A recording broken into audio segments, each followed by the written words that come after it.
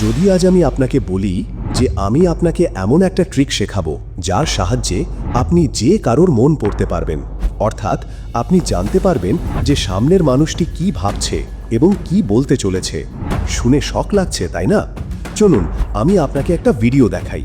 এই ভিডিওটা খুব মনোযোগ দিয়ে দেখবেন। Is it any way possible I can know this? Did you tell it to anybody over here? Nobody. Nobody. And there's no way possible I can know this. And you thought of this right now? Yes. You know what? Yeah. You can just say it out loud. Huh? Who gave you the percha? Arey, Shera gave it to me. And it's no way possible I could have known that. Oh, no chance. But I gave you a painting brush in your hand. Yeah. There's something written on it. Where, what? Shera. कैसे किया ये? দেখলেন এই ভিডিওটা মন দিয়ে কিভাবেই মানুষটি সামনের জনের কথা না বলেই তার মন পড়ে ফেলল। তাহলে কিভাবে? জাদু জানতো?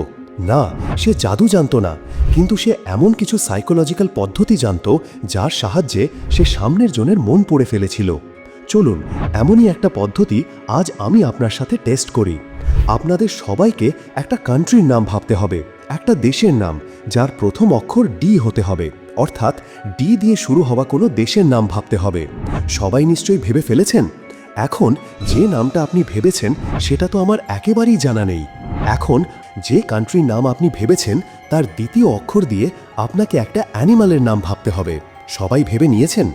এখন কি করুন, ভিডিওটা পজ করুন, যে দেশের নাম আপনি ভেবেছেন সেটা লিখুন এবং যে পশুর নাম ভেবেছেন সেটাও লিখুন। জলদি ভিডিও পজ করে জানান করে ফেলেছেন সবাই?